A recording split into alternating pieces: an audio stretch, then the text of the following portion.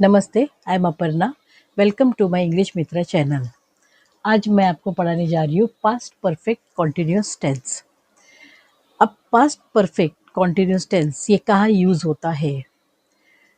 जो क्रिया पास्ट में हो चुकी थी, ओके, लेकिन उसके पहले कोई क्रिया हो रही थी। अब यहाँ पर भी दो वर्ब का ही यूज़ हो रहा है। एक जो हो रहा था वहाँ पर वर्ब के साथ हम आईएनजी यूज़ करेंगे और जो हो गया था उसको हम V2 में लिखेंगे। जैसे कि अब देखिए यहाँ पर ये आईएनजी आ गया वर्ब के साथ, इसीलिए हमारे हैड के साथ यहाँ पर बीन आएगा।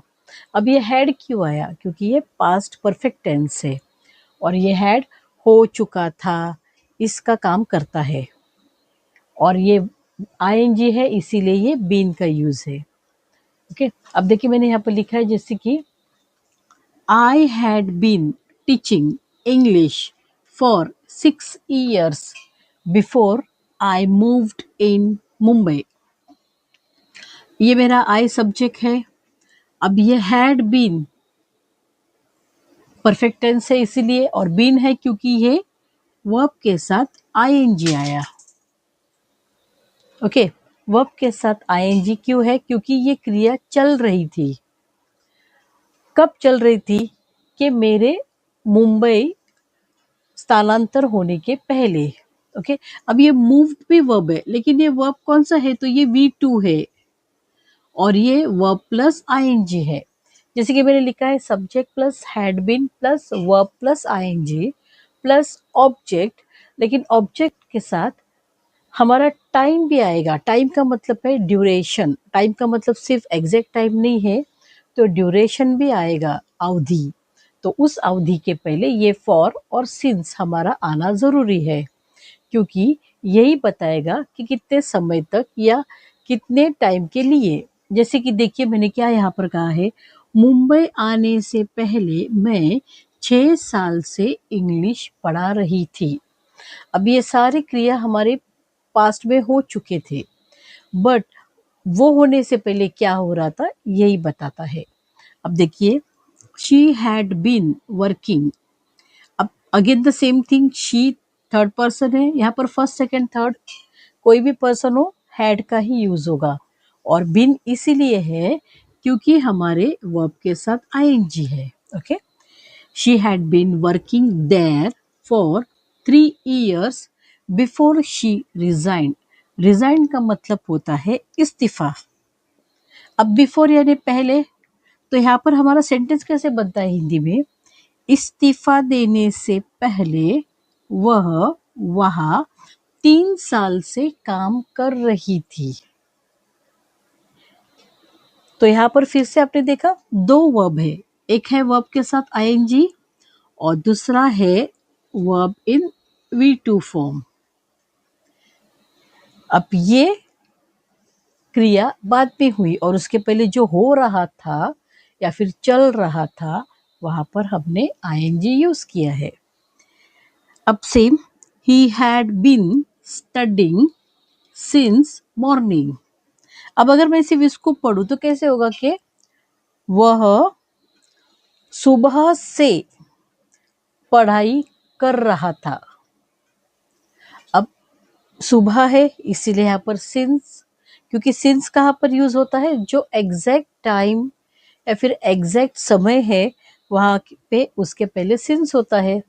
जहाँ पर कब शुरू हुआ कब नहीं वो पता नहीं, लेकिन ड्यूरेशन दिया है तब वहाँ पर फॉर का यूज होता है। ओके, अब देखिए यहाँ पर मैंने 6 years इसलिए यहाँ पर फॉर, क्योंकि 6 ईयर कौन से 6 साल? 6 साल तो लिखे हैं, मगर क्या 2000 से 6 साल है या 1990 या समथिंग वहां से है, तब वो सिंस आता था।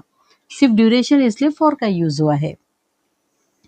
अब इसका मैंने बताया आपको कि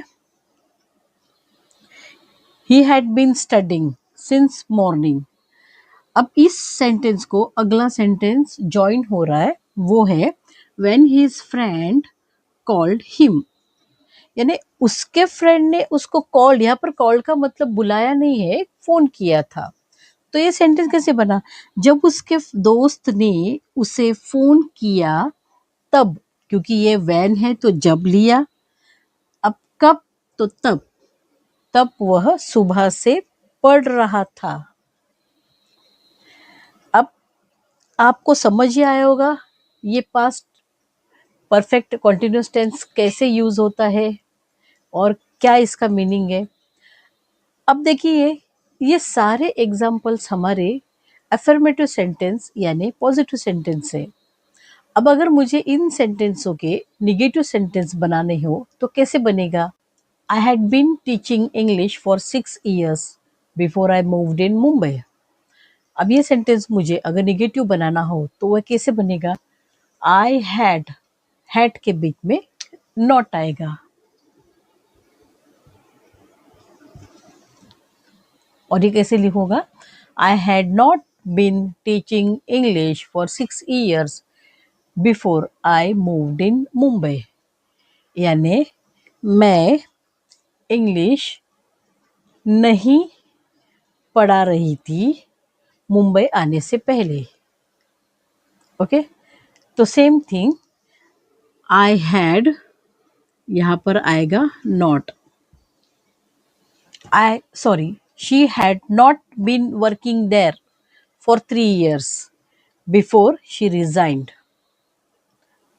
तो यहाँ पर ये सेंटेंस निगेटिव बना। ही हैड बीन, तो यहाँ पर हम नॉट डाल देंगे। He had not been studying since morning, वो पढ़ाई नहीं कर रहा था जब उसके फ्रेंड ने उसको फोन किया था। So simple. हेल्पिंग वर्ब या जब आता है हम यहाँ पर नॉट यूज करते हैं। ओके, अब देखिए ये यस नो टाइप क्वेश्चन है यानी इंटरोगेटिव सेंटेंस है।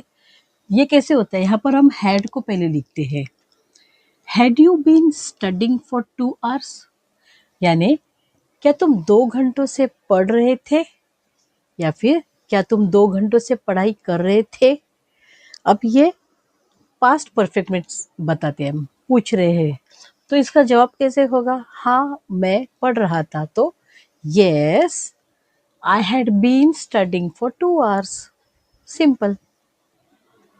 Had she been teaching for 5 years, क्या वह 5 साल से पढ़ा रही थी।